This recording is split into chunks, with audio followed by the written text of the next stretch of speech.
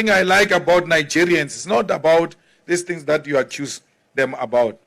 A Nigerian man, if he comes in here and speak, you won't doubt that this man has got confidence. So white people refer to them as being rude. That's why in Nigeria you don't find a lot of white people. Because when you speak to them and they don't hear properly, yes, what do you mean by that? What do you mean? And then you think he's fighting. Like, no, he wants to understand what he's not fighting. But they taught you that if you don't hear, sorry, sir, can you repeat that? So they enjoy that. They enjoy this submissive attitude of a black man because to them you are boys and girls. They don't enjoy a person who speaks standing firm, looking right into their eyes and unshaken. That's what we should be. We must be, and that thing comes out of liberating the mind. But if the mind becomes permanent weapon at the disposal of the oppressor, you will never do anything. You will continue to think less of yourself. You ought to liberate yourself. You cannot be EFF and still be sheepish. Once you join the EFF, it's a first step of mental liberation. That I am not my ancestor. I am a generation now which will never take what my ancestors took from you. I will never tolerate that. So they don't hate Malema. They are all shocked by this black man who can speak to them like that, who can speak like that, who can confront them like that, because all blacks must be submissive. And when they paralyze you, they even come and then patronize you. That no, you are better than them. Those of you who even speak in that accent of theirs, you even speak better than them. Well, I always get shocked that you say you don't want these colonial people, you want to be African, but you speak like Sir Ramaphosa. You can't speak like a person that you hate. You can't. You can't say, I hate these white people, they've oppressed us, they took everything from us, and then from there, you want to speak like them. Only in South Africa do we do that. You can go anywhere in the continent, including Zimbabwe, where they are educated better than us. They've got no accent. They've got Zimbabwean accent.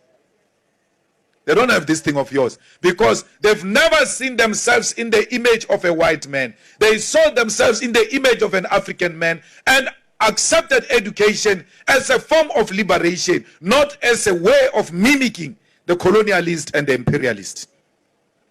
Because some of you confuse being educated to be meaning I must talk like these white people. Otherwise, I am not educated.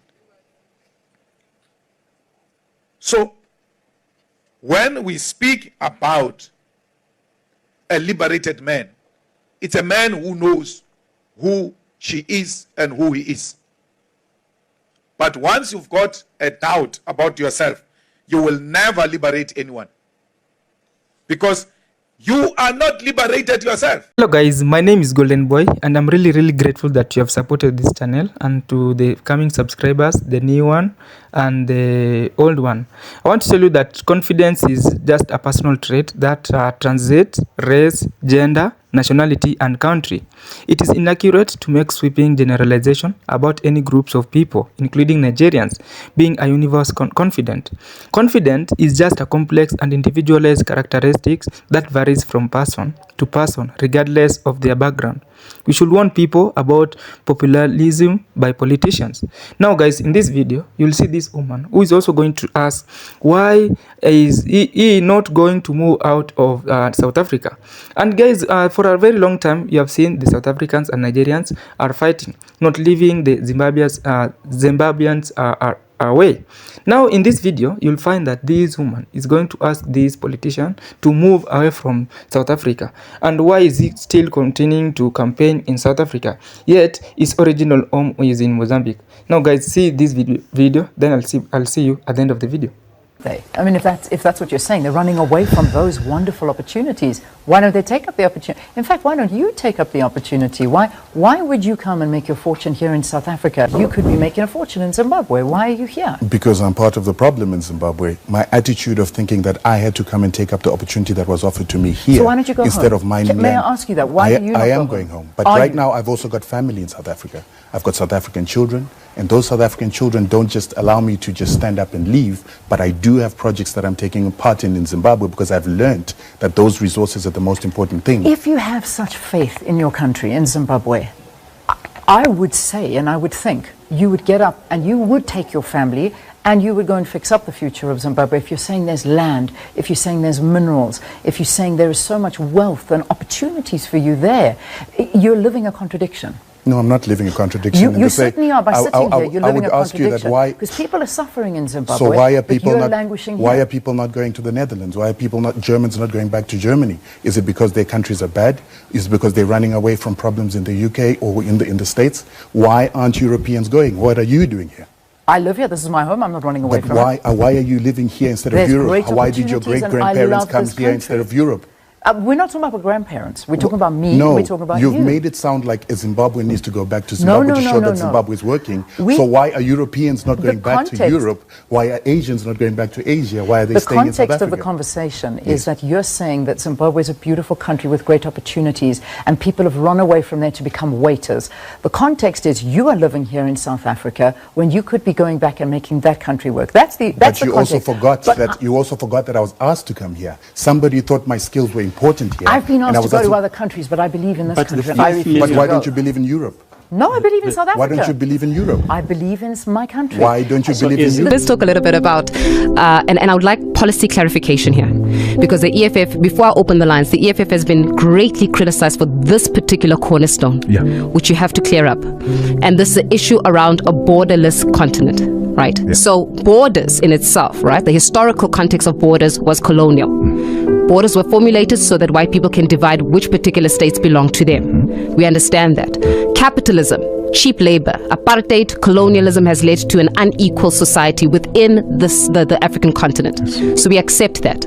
We take away the notion of borders and we say, you know what, all Africans are the same. The problem, because of the existence of the inequalities entrenched within colonial rule within the African continent, says that those who are less or more marginalized will go to the countries that have got more. South Africa stands as one of those countries, maybe alongside Rwanda, right? So they will come, you will have an influx of illegal foreign nationals coming here for better economic opportunities, as they would. The fear among South Africans is that the little that we already have as South Africans, now we have to lose it to illegal foreign nationals that come into this country because the EFF has said we are all Africans, so open up the borders. So how does political ideology find its expression within the reality of the lived experience of the South African? Because the South African will say to Julius, I hear you, but I can't afford to be giving an illegal foreign national foot in my country when I'm already struggling. Afraid that we're going to have an influx of illegal foreign nationals into this country and there will be nowhere for South Africans to go.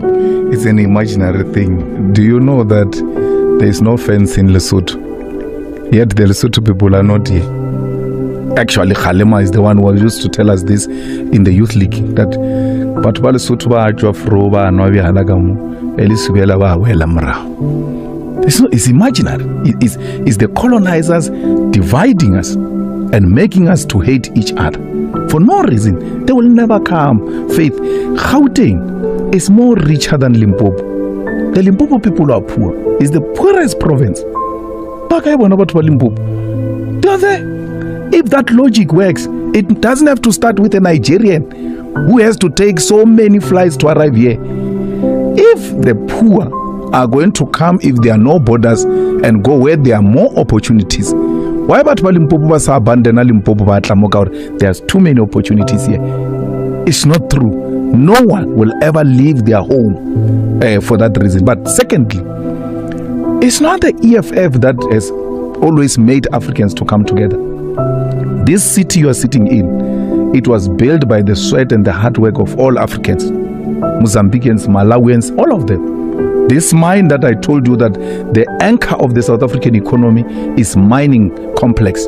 These mines that are supporting our economy have always been mined by Africans without the EFF being formed. That's why the language Fanakalo was developed, because Africans have always been together. There's never been a point where Africans have never been together. South Africans are unemployed, Julius. Yes. That's a fact. South Africans don't have economic power. That's a fact. The very same illegal, undocumented foreign nationals are being used as truck drivers, as waiters and waitresses, and they're used as cheap labor because the employer gets away with murder. It disenfranchises the South African who is also looking for that job. Yeah, there are too many illegal foreign nationals here that are being used by capital as a form of cheap labor. Well, it's imaginary. There's no such a thing that there are illegal foreigners who are waiters and waitresses. It's unscientific. It's not proven. It's not true. Secondly, these people that we are saying are taking our jobs and economic opportunities, Faith, let's line up the buses now and put them into the buses and let them go. Will still be poor. Actually more poorer without them, especially you, the black elite, because it is you who have hired these people into your houses. So it's not true that when they leave, you'll get jobs. They do not own these people that you are talking about. They do not own the means of production. They don't own the land. They don't own the banks. They don't own the financial sector. They don't own monopoly industries, which is what should create jobs. Not what you're talking about. Why are you not saying let's all mobilize each other? And I never said South Africans are xenophobic in all of my articulation. I'm saying this thing is imaginary because South Africans coexist with these people. They don't have a problem. But let me make the last point. Yeah, in Alexander, Dudula goes and remove those foreigners, all of them who are selling tomatoes in some open space there. They remove them completely successfully. They go. Not a single South African went to occupy that space where they were selling. As a result, Alexander people started complaining. South Africans didn't go and sell at that land. And it's just that, we say these things here, now. They don't record them so that they, during your spare time, they must say, Faith, you like reading, you like researching, you like being exposed to these things. Now, Dudula has moved people here. This is what they were doing. Let's make an observation and see what's going to happen in a week's time. If indeed these people have taken anything from South Africans, let's go and see what will happen in a week's time. Nothing will happen. If anything, those people are going to come back, they are going to be received, and our people are going to buy from those. I'm glad you're back in this video. I want to talk about what the politicians are about. Now, what I want you to learn is that we need to warn people about the popularism by the politicians, where they have the cheap narratives from politicians or any other else that perpetuate stereotypes and oversimplifications. And why am I talking about simplification is because simplicity, thinking that fails to account for the diversity and complexity of a human experience that is going to make us go and fight one another. Now, the white people have really brainwashed us so well, so much that we hate and undermine ourselves. It is so sad that I'm glad because there is so much awakening in both the Africans and the black people in the communities. Now, when you come to the recognition and embracing the individualism and diversity, you'll find that we can foster a more inclusive and nuanced understanding of what it means to be confident. I want you to know that Nigeria all over the world are being deported. They are not the worst, but they're the people who the media is really talking about. Now, when you see Malema is also trying to talk about Nigerian, it is just that Nigerians are really misbehaving in some of the countries where they are in. Like you'll find that they're being found in the fraudulent activities, selling things which are inaccurate, which are not advised to be sold. Now, when you come to Malema, I don't understand the false narrative in these days and age South Africans don't think. Like that, secondly, Malema will always use the race card, xenophobia for party political and selfishness. And now these issues of Chindema is about the crime, not the xenophobia. And it seems some of my Nigerians are also overlooked that. Thirdly, Africans' police acted swiftly, and the perpetrators are arrested. So we should not confuse the two incidents. Note, South Africa don't bow to any nonsense of being submissive to the whites itself. And what Malema is saying is that most of the South Africans are being submissive to the white Europeans. Now, straight facts, I want to give you an example of what I heard from a person who also gave me a narrative. Now, straight fact is that I was living with a Nigerian nurse. One night, his patient took the medication from him, started calling him the N-word. That Nigerian guy stood up and told him off. Then went to the to the charge nurse and refused to work with the patient. He was assigned another patient. They don't take crap from folks, just like the Jamaicans.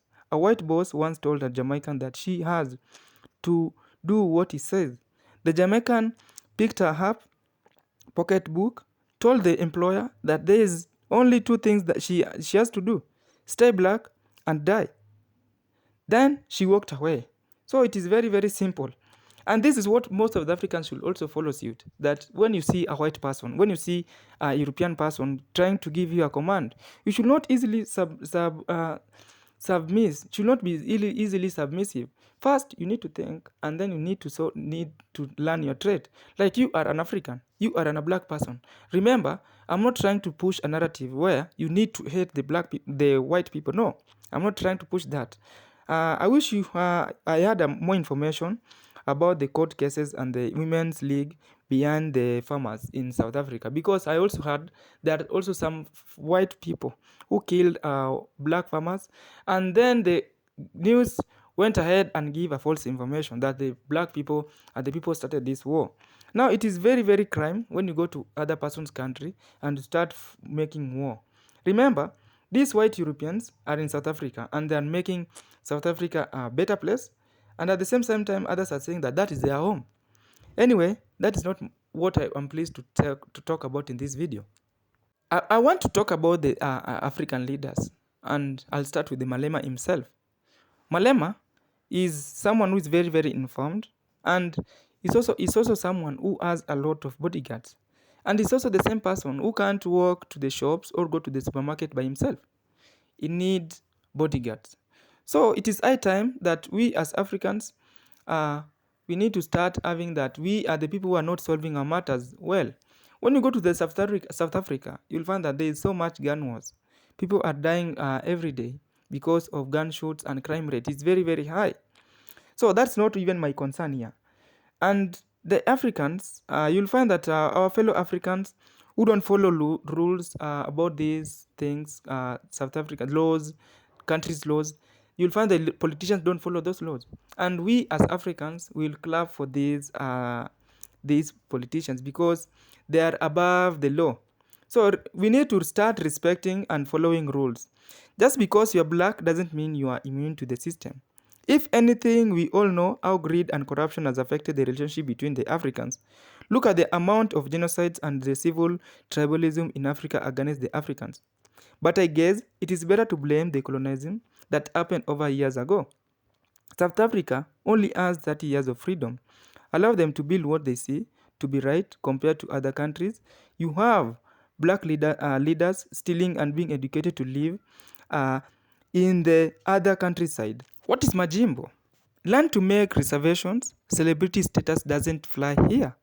You can't be big and out of touch on the internet. And even if you use white voice, that person you are with was probably not a South African too. And will knew that because they treat international guests well, because they want your money, that place will probably reconsider and squeeze you in. That's what business people do here. Tactics to scam foreigners. They even have a menu specifically foreigners that are overpriced, and that's why you'll find Malema is trying to say that we as South African. No, I'm not a South African actually. I'm a Kenyan, but I've also seen some trait here that when you go to a black person go to a hotel, you will not be served first. But when these people come, like you as a black person, you came to the hotel first. Then the person, the white or the foreigner follow suit. You will be served first and then you later. So that's how they have been doing that. That is a business. And like I said, I have read here that there are reservation for the foreigners where these prices are very, very huge. So it is all about businesses and not, as Malema was saying, that we are the South Africans are submissive. So this is sad, but true that we treat each other like this. We are the only race everywhere we do this to each other. not just on the internet, but here in United States. And I'm very, very sure it is also happening in UK and any other places. It is time we turn back to the Creator and ancestors and call upon our ancestors. This is just a podcast for publicity. We are tired of the stories of South Africans and Nigerians where they are having a very lot quarrels. So it is time to unite and make Africa great again. Thank you guys for listening to me. My name is Golden Boy, and see you in another episode.